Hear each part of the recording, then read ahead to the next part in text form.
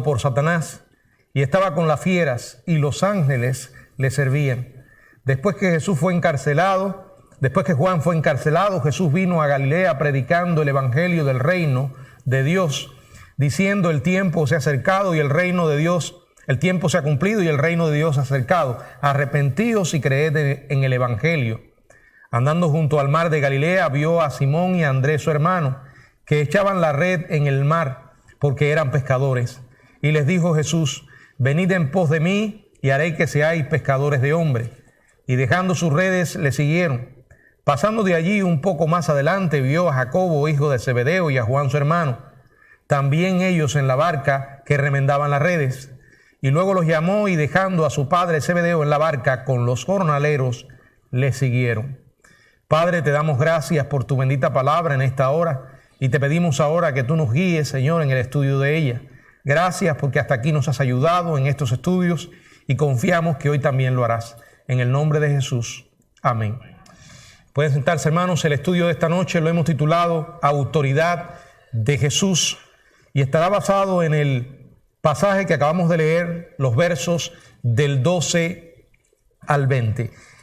El evangelista Marcos sigue una secuencia diseñada para mostrar que Jesús no solamente fue precedido por un heraldo real, como vimos en el capítulo 1, los versos del 2 hasta el 8, que ya estudiamos, sino que tal como solía ocurrir con cualquier monarca antiguo, él fue coronado y comisionado como un rey, con una distinción muy importante. Y fue que en su caso fue coronado por Dios mismo. Eso lo vimos en los versos del 9 al 11, que describen la escena del bautismo de Jesús. Esto fue algo que ningún otro rey podía reclamar. Y hablamos de Jesús como rey porque si ustedes han prestado atención a los evangelios, una y otra vez aparece la palabra reino de los cielos, reino de Dios. Hay un reino y hay un rey. Después de su bautismo, Jesús demostró su autoridad real sobre todas las fuerzas del mal al derrotar al mismo Satanás en el desierto. Eso lo vamos a ver en los versos 12 y 13. Luego ejerce su autoridad soberana al predicar su mensaje del reino, un mensaje de salvación del pecado. Allí en los versos 14 y 15, como vamos a ver también. Y en último momento, o en el último segmento, manda a sus siervos a que le sigan. Llama a hombres comunes y corrientes a la preciosa labor de predicar también el mensaje de salvación y a servirle al Rey. En los versos del 16 al 20. Bueno, en todo este pasaje se enfatiza una y otra vez la autoridad real de Jesús, la cual la podemos encontrar en estos episodios. Y este alcance de tal autoridad se extiende a 3 ámbitos específicos que ya mencionamos y vamos a ir sobre ellos. Bueno, en primer lugar, el poder del reino de Jesús, que queda manifestado en su autoridad sobre Satanás. Dice: y luego el Espíritu le impulsó al desierto. Y estuvo allí en el desierto 40 días y era tentado por Satanás. Y estaba con las fieras, y los ángeles le servían. Bueno, en los 3 evangelios sinópticos, el relato de la tentación de Jesús sigue a su bautismo.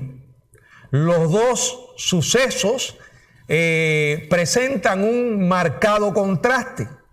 Jesús había acabado de recibir honores reales desde el mismo cielo, ¿recuerdan?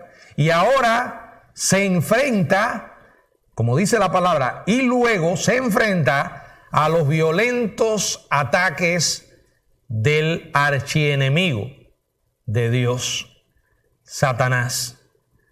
Recién recibe los honores, se enfrenta a esta batalla. A su coronación por parte del Espíritu y a la confirmación del Padre con aquella voz desde los cielos, le sigue el momento de enfrentamiento con el diablo.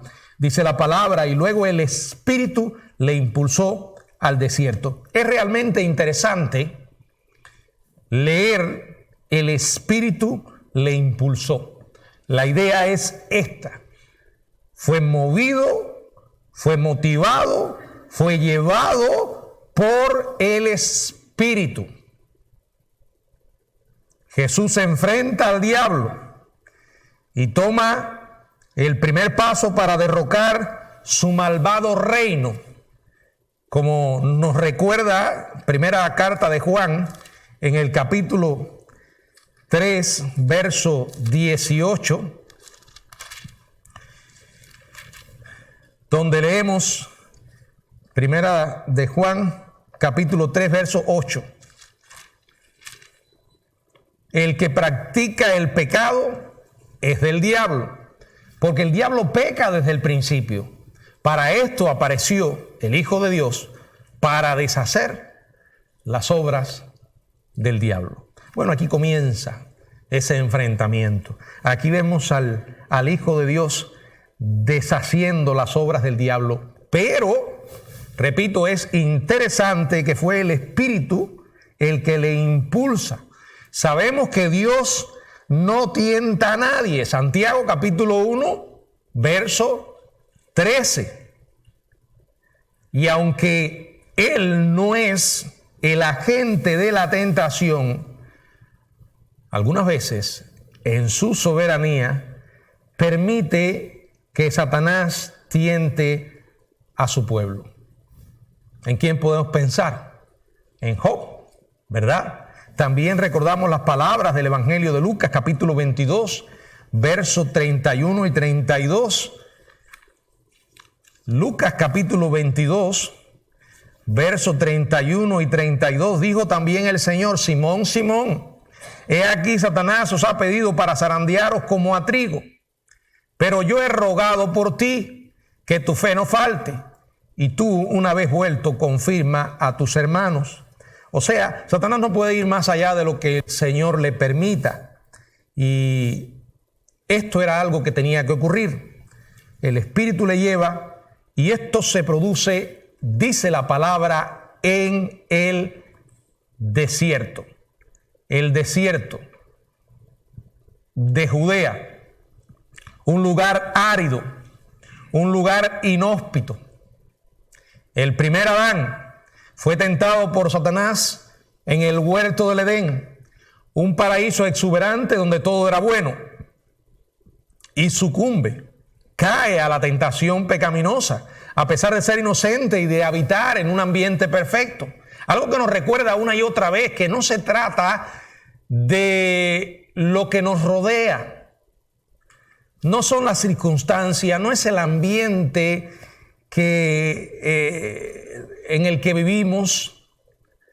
No importa cuánto el hombre intente cambiar esas circunstancias, cambiar ese ambiente, el problema nuestro está en el corazón mismo. Dice claramente la Biblia, porque del corazón sale toda la maldad. Es el corazón el que incuba el pecado que después llegamos a ejecutar. El segundo Adán, el Señor, perfectamente santo, se enfrenta al diablo en medio de un apocalíptico desierto, un lugar muy distinto al Edén. Y fue allí, en el calor reseco de ese árido desierto, que Jesús está solo y está debilitado además por el ayuno, acompañado por las serpientes y los escorpiones que habitan ese lugar. Es curioso, cada vez que leemos esto probablemente nos venga a la mente: bueno, ¿y por qué fue tentado Jesús? ¿Acaso no era Dios? ¿Fue real su tentación? Si era Dios, no podía pecar, pero era humano. Bueno, la tentación de Jesús, a diferencia de las nuestras, era no para que el hijo de Dios no podía pecar. Y el diseño de la tentación, el propósito de la tentación era precisamente demostrar eso. Sin embargo, fueron reales porque apelaron a cosas que Jesús podía hacer, tenía la facultad y el poder de hacerlas. Pero él se sometió a la voluntad de Dios y como Dios no podía pecar. Fue allí en aquel desierto árido, reseco, estando solo, estando debilitado por el ayuno, acompañado por las serpientes y los escorpiones propios del desierto. Dice Marcos que Jesús estaba, en cuanto a la naturaleza, con las fieras, dice la palabra, y estuvo allí en el desierto 40 días y era tentado por Satanás y estaba con la fiera. Esa expresión es una alusión a que estaba totalmente alejado, totalmente separado del cuidado humano. Estas fieras, estos animales podían haber incluido animales propios del desierto, leopardos, zorras, chacales, cerdos salvajes. Allí estaba y dice claramente la palabra que estuvo 40 días. 40 días. Esto nos recuerda a los 40 años de Israel en el desierto, ¿verdad? Mateo y Lucas añaden que Jesús estuvo sin comida durante ese tiempo. Bueno, Moisés en 2 ocasiones, 2 veces, ayunó. Elías también ayunaron por un tiempo similar. Marcos resume este breve encuentro de Jesús con el diablo de esta manera: y estuvo allí en el desierto 40 días y era tentado por Satanás. Satanás tentó al Hijo de Dios. Y si lo hizo con él, nosotros debemos esperar también ser tentados. De hecho, lo hemos sido y seguiremos siendo tentados. La tentación nos acompañará a lo largo de este viaje terrenal. Tanto Mateo como Lucas indican que pasó sin comer todo el periodo de los 40 días. Vamos a ver Mateo capítulo 4, verso 2. Si alguien puede leerlo, Mateo 4, 2, por favor. Y después de haber ayunado 40 días y 40 noches, tuvo hambre. 40 días y 40 noches. Moisés estuvo también sin comer ni beber durante 40 días y 40 noches cuando estuvo con el Señor en el monte Sinaí. Elías ayunó al mismo tiempo. Era algo muy humano que Jesús sintiera hambre, ¿verdad? Lucas capítulo 4, verso 2. Lucas 4, 2. Por 40 días era tentado por el diablo y no comió nada en aquellos días, pasados los cuales tuvo hambre. O sea, en el momento de mayor vulnerabilidad, en el momento de debilidad física, porque estaba débil, allí estaba Satanás aprovechándose del momento para tratar de hacer caer al Hijo de Dios, intentando apartarlo de su propósito redentor. El enemigo sabe muy bien cuál es el momento en que el ataque podrá ser más efectivo en tu vida y en la mía. Él sabe, está muy bien informado de todo lo que sucede con nosotros. Él no necesita que le digamos nada. Aunque no puede estar en todas partes, tiene legiones de demonios a su servicio que lo mantienen muy bien informado. Todo lo que has hecho hoy, el diablo lo sabe. No puede saber lo que has pensado porque no es Dios. Pero aún así puede deducir lo que estás pensando, o tal vez a través de una circunstancia determinada en la que te puede colocar o la que puede llevar a producirse, puede colocar en tu mente un mal pensamiento. Sé que el diablo no puede saber lo que pensamos, pero estoy convencido y creo que la Biblia lo enseña de que Satanás pone malos pensamientos en nuestra mente. Pedro le dijo a Ananías, ¿por qué dejaste que Satanás llenara tu corazón? El diablo está velando el momento de mayor debilidad y a través de lo externo puede estimular en nosotros malos pensamientos. Por eso tenemos que tener mucho cuidado con lo que vemos, con lo que oímos, y para evitar ver cosas que no debemos ver y escuchar cosas que no debemos escuchar, tenemos que hacer decisiones sabias. Porque son esas pequeñas decisiones, y digo pequeñas porque puede que desde nuestra posición las veamos pequeñas, pero las consecuencias no serán tan pequeñas. Hay que tener mucho cuidado. Y en lugar de estar reaccionando, tenemos que ser proactivos. Necesitamos prepararnos antes que llegue el día malo.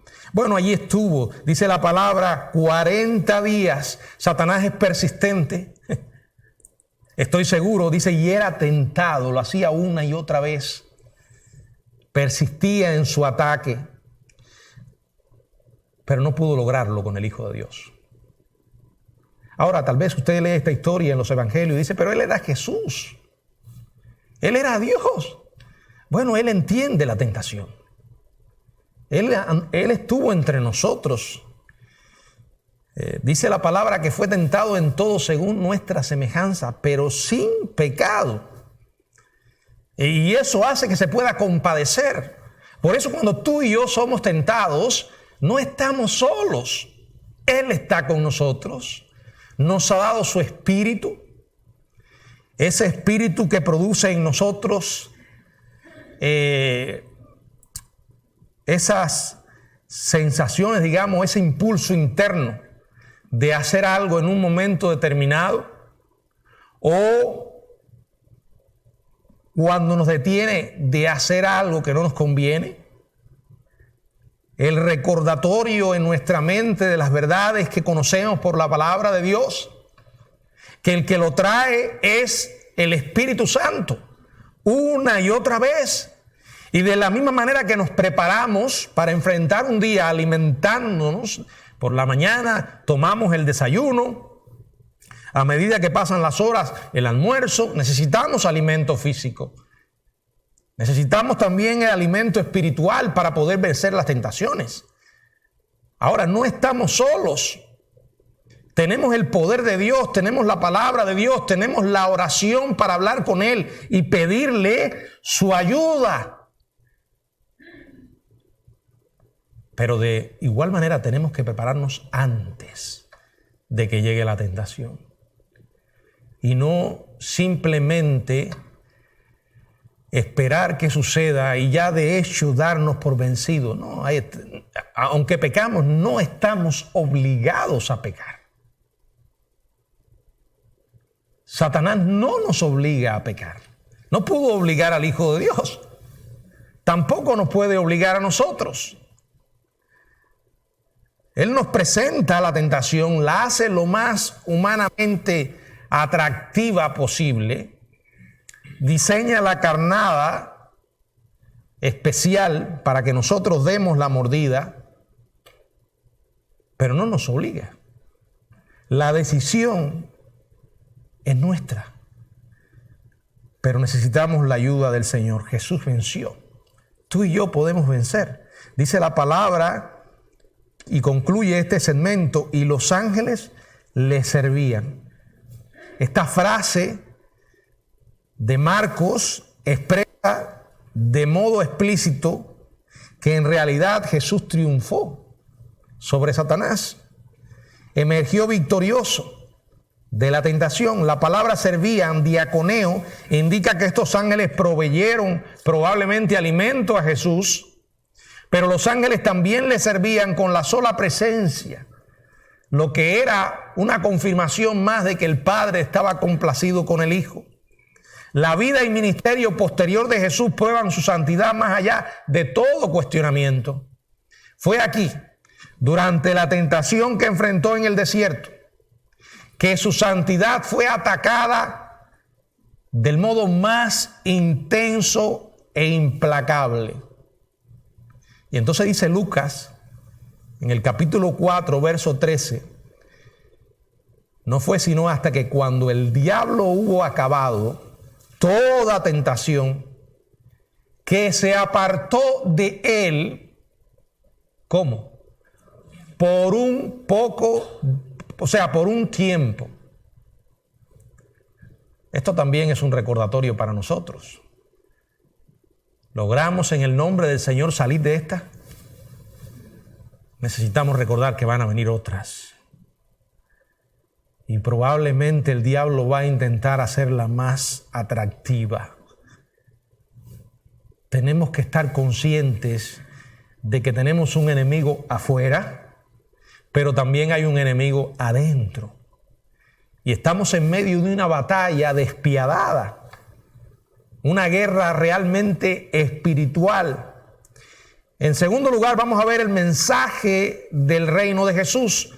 Inmediatamente después de la tentación, el Señor muestra su autoridad sobre el pecado, proclamando el mensaje del reino. Verso 14 y verso 15. Después que Juan fue encarcelado, Jesús vino a Galilea predicando el evangelio del reino de Dios, diciendo: el tiempo se ha cumplido y el reino de Dios se ha acercado. Arrepentíos y creed en el evangelio.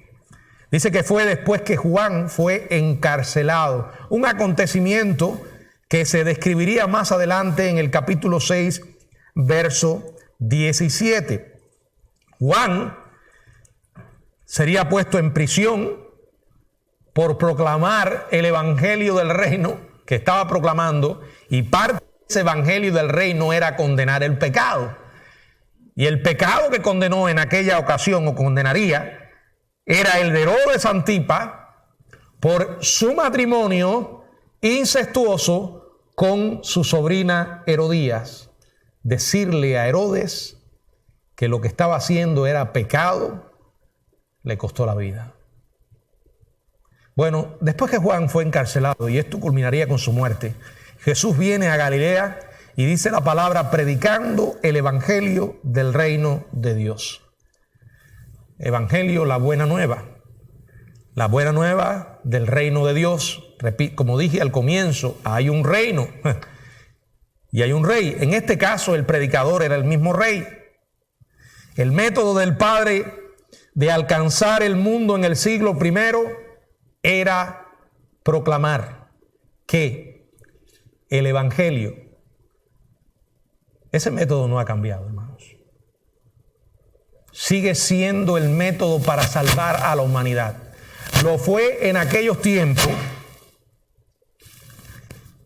y lo es también en estos tiempos. Porque el hombre sigue siendo el mismo y su mayor enemigo sigue siendo el pecado. La mayor necesidad humana es de un Salvador. Por eso no puede cambiar el mensaje, no importa el tiempo que pase. No importa el desarrollo social, tecnológico que el hombre logre alcanzar, seguirá siendo el mismo. Desde el mismo comienzo, cuando el hombre pecó, hasta nuestros días el hombre es el mismo. Y su necesidad sigue siendo la misma. Y el plan de Dios sigue siendo el mismo. No ha cambiado ni cambiará. Nosotros como iglesia muchas veces necesitamos reevaluar nuestros métodos. No hay pecado en revisar los métodos. Los métodos pueden cambiar y de hecho deben cambiar. A no ser que haya un método que la Biblia directamente condene. Pero los métodos no son inspirados. La manera como las iglesias tenían sus reuniones al principio y las cosas que empleaban no son las mismas. Hoy nosotros nos valemos del desarrollo tecnológico usándolo para bien. Tenemos un proyector, tenemos una cámara, tenemos equipo de sonido, micrófonos. No está mal usar cosas que nos ayuden a proclamar el evangelio de una manera más efectiva. Y los métodos que empleamos, revisarlos. Y si no funcionan, desecharlos, usar otros. Vuelvo a decir, los métodos no son inspirados. Lo que es inspirado es el evangelio, la palabra. Ese evangelio y esa palabra no debe ni puede cambiar, porque sigue siendo el mensaje de Dios para el mundo perdido, la respuesta a la mayor necesidad del hombre. Cuando llegamos a pensar que si nosotros podemos endulzar el mensaje, si podemos darle un poco de maquillaje para que sea más agradable, estamos cometiendo un error, hermanos. O debemos quitarle algunas partes para que no sean tan ofensivas. No. Ahora, dolorosamente esto se ha hecho y se sigue haciendo. En algunas exposiciones del evangelio está ausente una de las palabras que Jesús empleó, Juan empleó, los apóstoles emplearon, que es la palabra arrepentimiento. Algunos pueden haber llegado a pensar, esta es una palabra un poquito ofensiva, porque eso de arrepentirse está diciendo que somos culpables. Y si somos culpables porque somos pecadores, a la gente no le gusta que le digan que son pecadores, con tantos problemas que tenemos hoy a consecuencia del pecado. ¿Podemos nosotros cerrar los ojos a esa realidad y callarnos? El evangelio del reino de Dios se refiere a la verdad que viene de Dios para el mundo. Es de Dios, no es nuestro. Ninguno de nosotros tiene derecho a cambiarlo y hay de aquel que lo haga. Porque ya no se trata solo de nosotros, sino de muchas otras vidas. Es el mensaje de salvación del pecado y del juicio venidero solo por medio de Jesucristo. Jesús vino y dice que lo hizo proclamando, predicando el evangelio del reino. Él nos dio el ejemplo. Él lo hizo. Si somos sus discípulos, tenemos que hacerlo. No podemos perder tiempo. Tenemos que revisar nuestro tiempo. ¿Qué lugar le estamos dando dentro de nuestras prioridades a eso? Y lo que decía era simple. El tiempo se ha cumplido. Por cierto, el tiempo de Dios. Dios tiene su tiempo. El calendario de Dios no es el nuestro. Y en ese tiempo, dice, llegó el rey. Por eso él dice, el reino de Dios se ha acercado. El rey estaba entre ellos mismos. Se ha acercado, arrepentíos y creed en el evangelio. Cristo ofreció a aquellos que le escuchaban un lugar en el reino de la salvación, la esfera del perdón y la redención, si se arrepentían de sus pecados y creían en Él como Señor y Salvador. Es un mensaje claro, es un mensaje simple. Qué tremendo ejemplo para aquellos que tenemos la sagrada responsabilidad de predicar y enseñar la palabra. Nosotros no tenemos otro llamado. El llamado no es diseñar nuevos trucos para persuadir a la audiencia. El llamado es presentar la verdad fielmente. No la compliquemos porque el mensaje es claro, es sencillo. La gente lo va a rechazar, no porque no nos expliquemos claramente. La mayoría de las personas rechazan el mensaje porque no les conviene, porque les molesta, porque no está de acuerdo con sus propios planes, porque no están dispuestos a reconocer que son pecadores. Y por ahí podríamos pensar muchas más razones. El llamado que Dios nos ha hecho es a proclamar el mismo mensaje que Él proclamó. Él comenzaba. Y a partir de lo que vendría después, en el Nuevo Testamento, Dios se encargó de explicarnos a profundidad y con toda claridad de qué se trata el Evangelio. Hoy cuando leemos la Biblia, cuando leemos el Nuevo Testamento, los Evangelios, las epístolas, podemos saber cuál es el Evangelio. Se trata de Jesús, de lo que Él hizo, del por qué lo hizo, de lo que hará. Y se trata de lo que nosotros debemos hacer con relación a lo que Él nos ha revelado en su palabra. El reino se ha acercado. El reino que Jesús proclamó debía entenderse en tres dimensiones: como un reino espiritual, como un reino milenial y como un reino eterno. Aunque en el presente es invisible y espiritual, porque es hoy Dios morando en el corazón de las personas a través del nuevo nacimiento, del sello del Espíritu. Aunque hoy es presente, invisible y espiritual, un día se va a manifestar como un reino físico y terrenal durante el milenio. En su primera venida el Rey predicó las buenas nuevas de salvación. Estableció su reino en los corazones de los que creen. Y ese reino ha estado avanzando. Incluso ahora, muchas vidas llegan a la fe en Él. Son sacados del dominio de las tinieblas y llevados al reino del Hijo de Dios, que dice Colosenses 1:13, si alguien puede leerlo. Colosenses 1:13.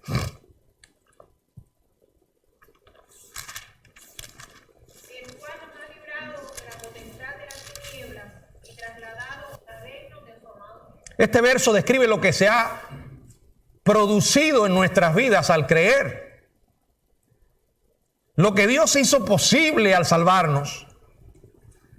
Él nos ha dado libertad, libertad genuina. ¿Y en qué consiste esa libertad?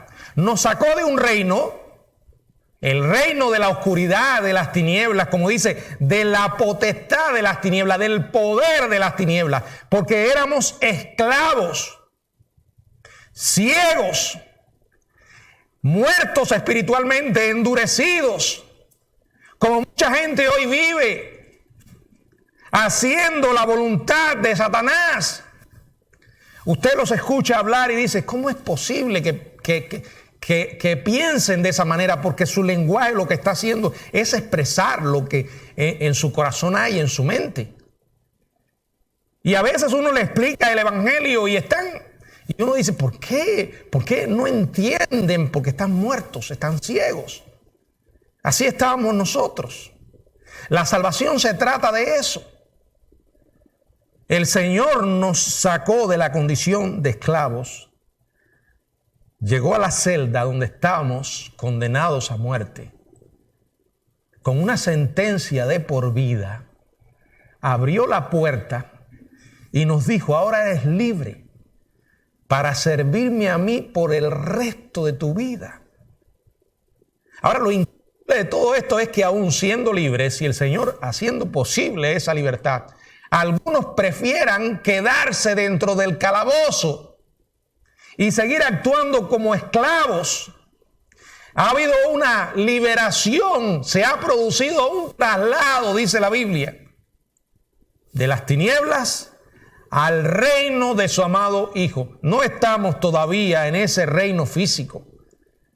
No se ha producido, pero ya estamos en el reino de Dios.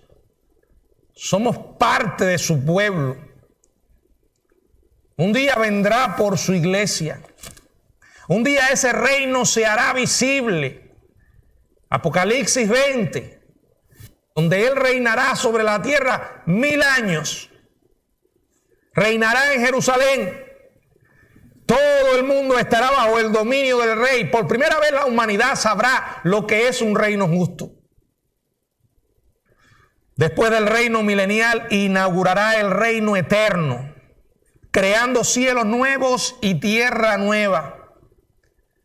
Pero hoy Él está morando dentro de su pueblo. Él gobierna y reside en los corazones de aquellos que le pertenecemos. El reino avanza un alma a la vez. Y allí seguirá. Sé que a veces nos preguntamos, ¿y por qué el Señor no viene ya? Cada día que el Señor demora, según nuestra perspectiva, es una oportunidad de gracia más para aquellos que no le conocen. Pero el mensaje es el mismo. No podemos cambiarlo. A la hora de hablarle a alguien de Jesucristo, no le estés vendiendo un mago, un genio de la lámpara. No le estés ofreciendo un helicóptero salvavidas que va sobrevolando allí para sacarnos de los problemas. No, ofrécele lo que la Biblia ofrece. El Salvador, el Señor. Porque las dos cosas vienen juntas en la predicación apostólica también. Hoy también se ha divorciado el señorío de Cristo del Cristo Salvador. De la misma manera que en la predicación está ausente hoy en muchas la palabra arrepentimiento, solo cree. Bueno, sí, muchas veces creer implica las dos cosas, pero hay que dejárselo claro a la gente. De la misma manera que hay que dejarle claro que no hay tal cosa como que recibo a Cristo como mi Señor, como mi Salvador, pero no como Señor, no. No puede haber un Salvador genuino si no es Señor de mi vida. Arrepentíos y creed en el Evangelio. Ahora, ese es el mensaje. Él lo proclamó. ¿Y saben qué? Eligió a los hombres para que continuaran su tarea. Y eso también nos incluye a nosotros. Los medios del reino, la autoridad de Jesús sobre los pecadores. Vamos a leer los versos del 16 al 20. Si alguien puede leerlo, por favor.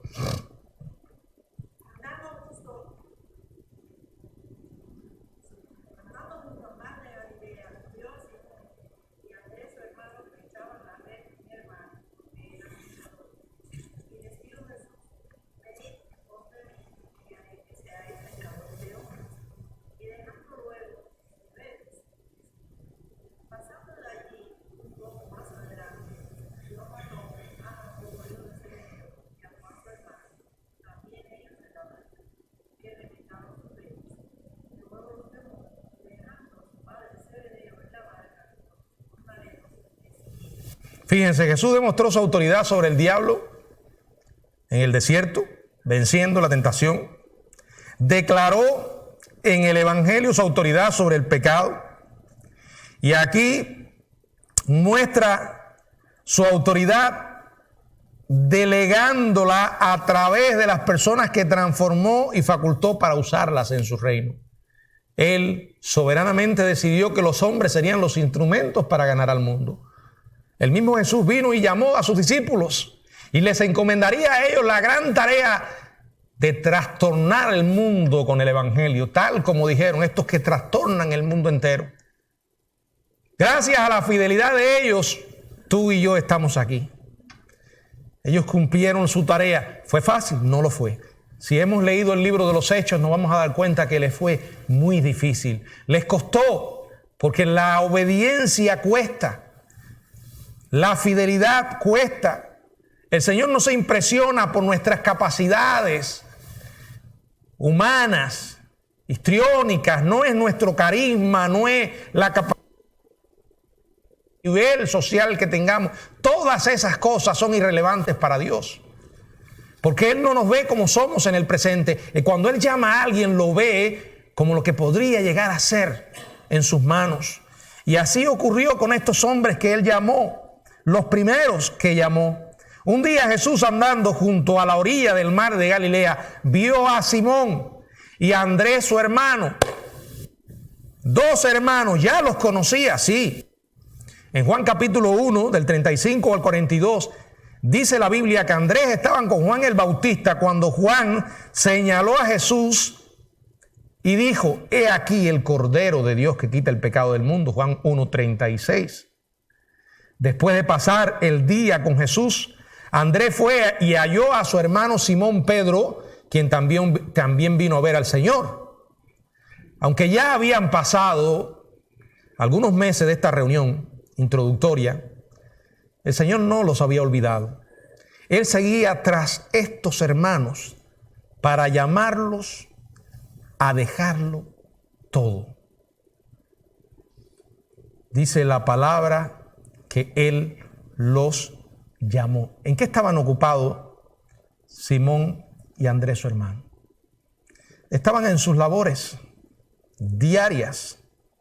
Estaban echando la red en el mar. Era un día común y corriente. Eran pescadores. Estos fueron los hombres que el Señor escogió. Él no fue allí a la élite religiosa, a las personas de mayor influencia dentro de los judíos. Él buscó gente humilde y, por cierto, gente ocupada. Jesús nunca llamó a nadie desocupado. Y fue y los llamó. Eran pescadores de peces y Él los convertiría en pescadores de hombre. Fíjense lo que les dice: vengan en pos de mí, síganme. La salvación se trata de conocer a Jesús y el servicio de seguirle. Vengan en pos de mí. Tengo una tarea para ustedes.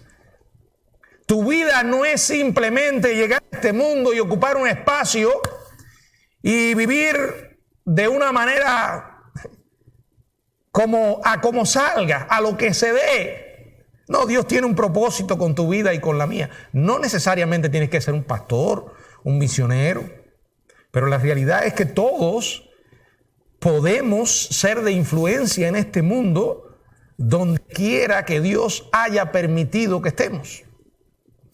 Es más, esta labor a la que llamó a estos hermanos es una labor que todos podemos hacer.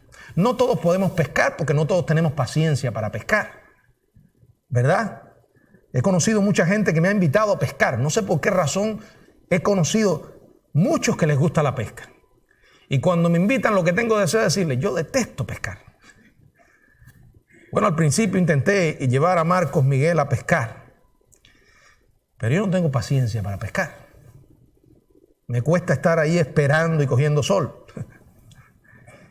Pero Él les llamó a dejar eso y a ocuparse en una pesca mucho más sublime que pescar peces. Era pescar hombres. Por cierto, aquí a la Biblia no le interesa el lenguaje inclusivo. En la Biblia no hay esa tontería, esa estupidez.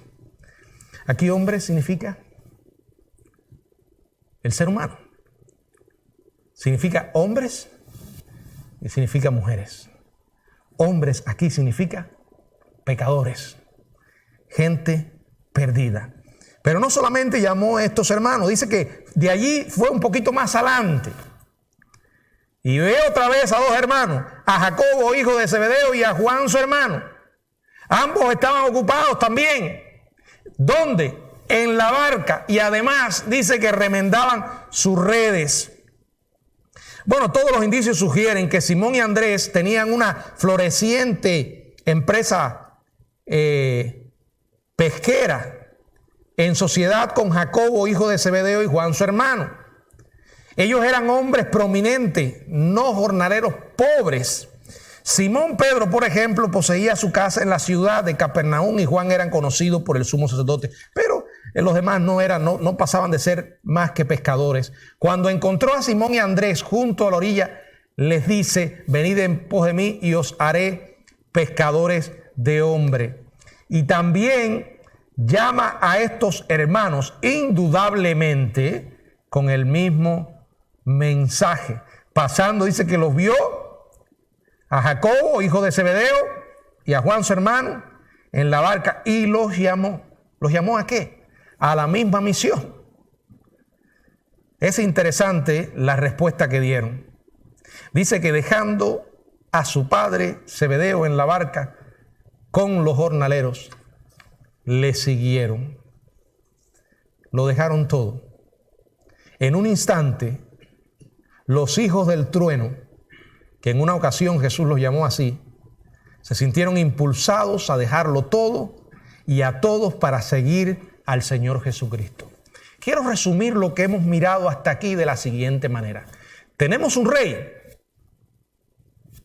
que ha descendido a este mundo, vino a este mundo y con él el reino de los cielos se acercó. Hoy el reino está entre nosotros. Hoy somos parte de ese reino. Él es el rey porque ha vencido al enemigo. Lo venció en el desierto. Lo sentenció a muerte en la cruz. Y un día va a ejecutar esa sentencia. ¿Hay un enemigo? Sí lo hay. Pero es un enemigo derrotado. Que lo que puede hacer está limitado. Que mayor es el que está en nosotros que el que está en el mundo. Porque Él ha vencido al maligno. El rey vino. Comenzó la derrota de Satanás.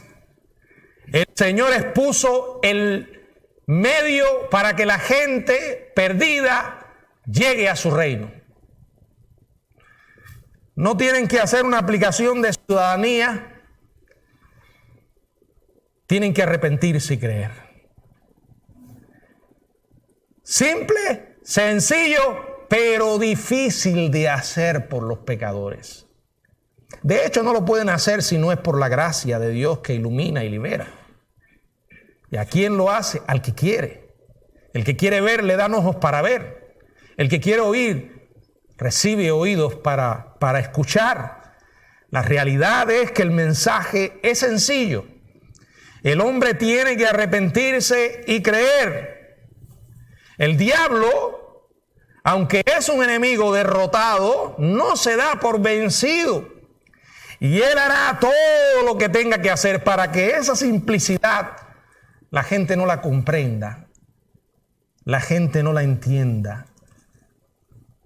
Por eso hay tantas personas hoy que tienen el gran problema de creerse buenos. Y no se arrepienten, ni menos están dispuestos a creer. Ahora, el Señor recuerda que los soldados de ese reino somos nosotros. Dio el ejemplo llamando a aquellos discípulos, como dice la Biblia, para que estuvieran con Él. Invirtió 3 años de su vida enseñándoles, les transfirió vida. Y llegó el momento en que dijo, me voy, pero os conviene que yo me vaya porque vendrá el Consolador. Y en el Consolador estaré con vosotros todos los días hasta el fin del mundo. Ahora esa promesa se los dio a aquellos que antes comisionó. Una promesa que entregó inicialmente a los discípulos, pero hoy nosotros vemos en esa promesa una misión que Él nos ha dado. Al final, este es un viaje a la eternidad.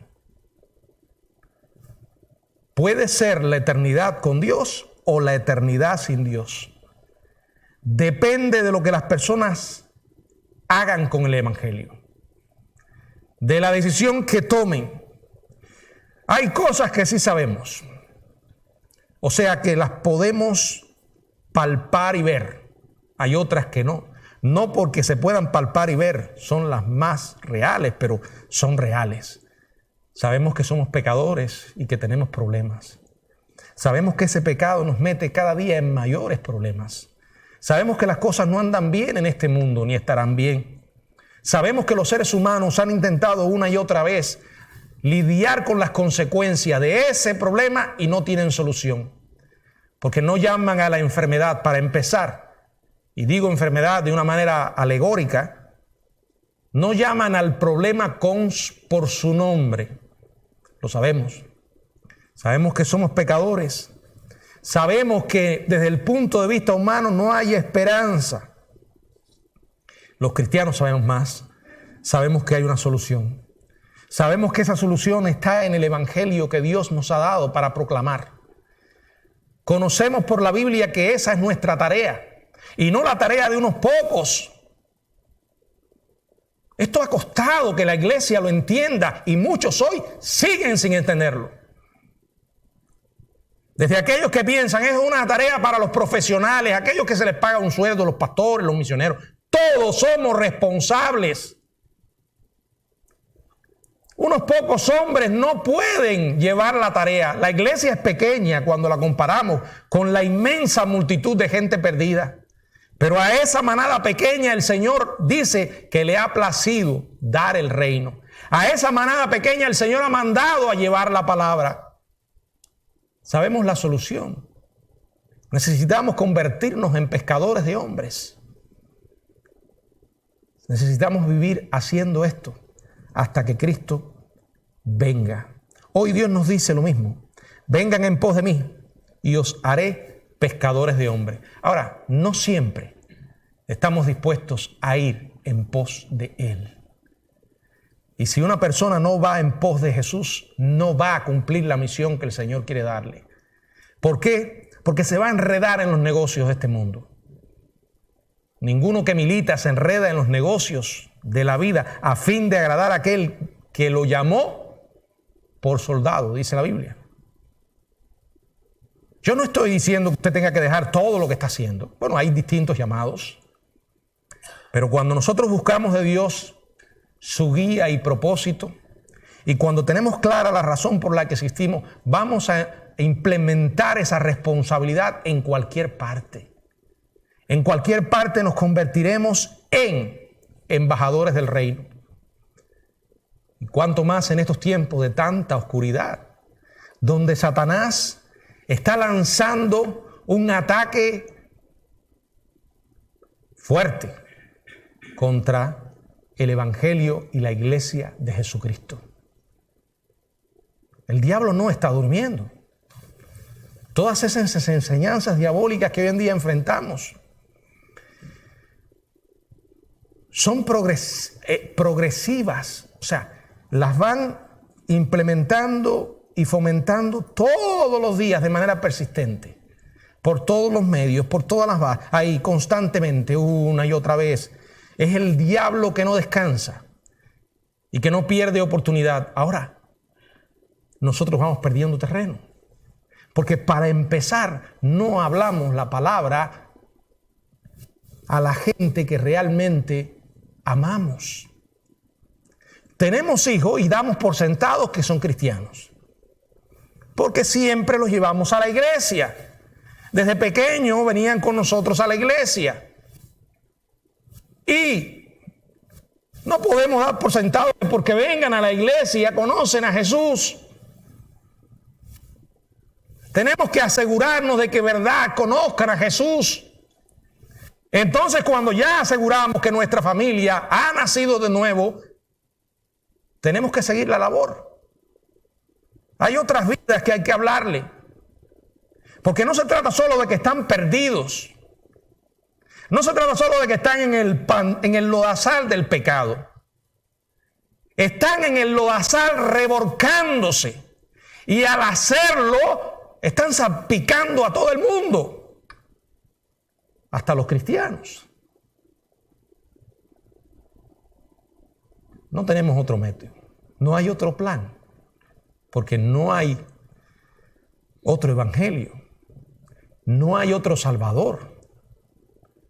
Ya vino, ya murió. Ya Él pagó. Amados hermanos, en la autoridad del Rey, vayamos al mundo y llevemos el evangelio. Que el Señor nos bendiga.